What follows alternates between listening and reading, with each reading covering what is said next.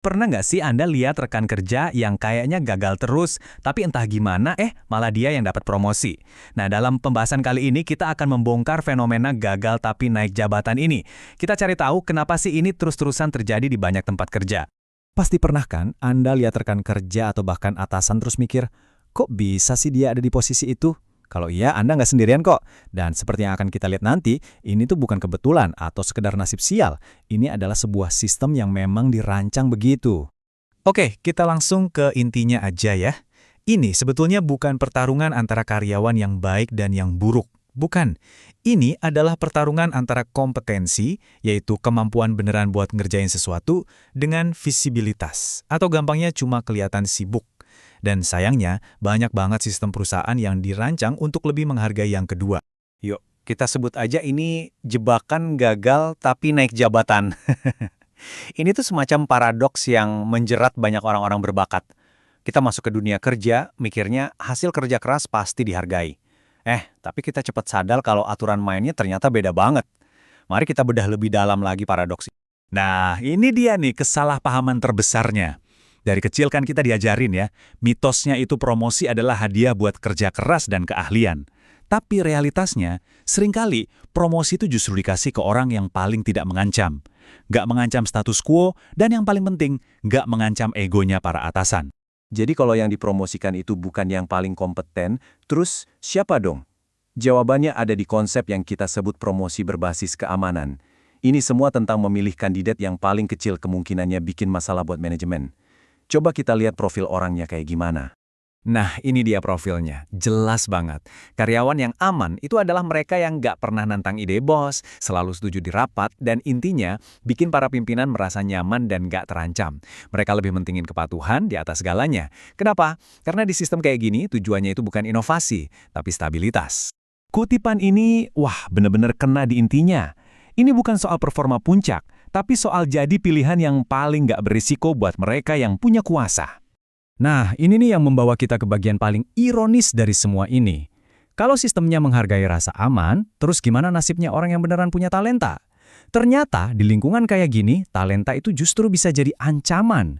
Mari kita telusuri kenapa keahlian Anda bisa bikin atasan jadi gugup. Poin kuncinya tuh ini, waktu Anda jago banget ngerjain sesuatu, cahaya kompetensi Anda itu secara nggak sadar justru nyorot celah dan kekurangan di manajemen di atas Anda. Rasa percaya diri dan keahlian Anda itu bisa bikin pemimpin yang kurang pede jadi merasa sangat nggak aman.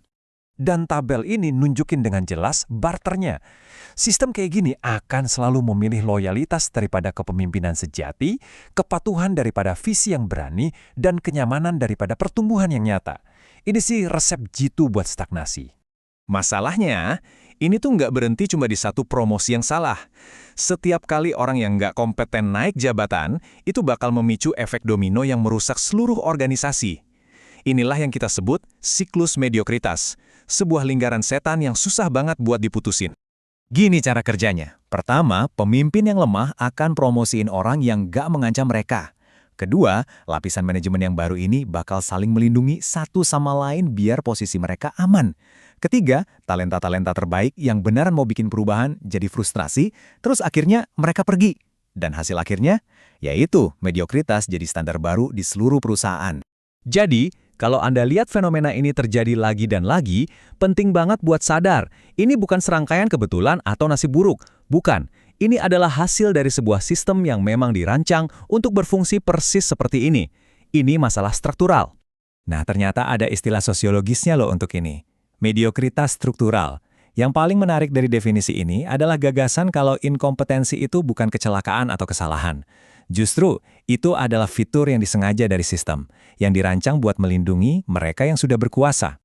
Kutipan ini benar-benar merangkum semuanya dengan sempurna. Orang-orang ini naik jabatan bukan karena kebetulan. Mereka justru diberi penghargaan karena mereka tidak menjadi ancaman. Kenaikan jabatan mereka itu bukan kegagalan sistem, tapi justru keberhasilan sistem dalam menjaga stabilitas dengan mengorbankan keunggulan. Oke, setelah kita bongkar semua ini, pertanyaannya, terus kita harus gimana? Pengetahuan ini sebenarnya ngasih Anda kekuatan loh. Dengan ngerti aturan main yang tersembunyi ini, Anda jadi bisa bikin pilihan karir yang lebih cerdas. Pada dasarnya, Anda punya dua jalan. Pilihan pertama, adaptasi. Anda bisa ikut main permainannya, fokus ke visibilitas, jadi karyawan aman, dan naikin tangga karir di dalam sistem yang udah ada. Pilihan kedua, keluar. Anda bisa cari lingkungan kerja yang beda, organisasi yang benar-benar meritokratis, di mana hasil dan dampak nyata itu yang jadi nomor satu. Dan ini membawa kita ke pertanyaan terakhir, yang saya mau Anda benar-benar renungkan. Coba lihat lingkungan kerja Anda sekarang. Apakah kantor Anda lebih menghargai orang yang patuh atau orang yang punya visi? Jawabannya bakal ngasih tahu Anda banyak hal tentang masa depan karir Anda di sana.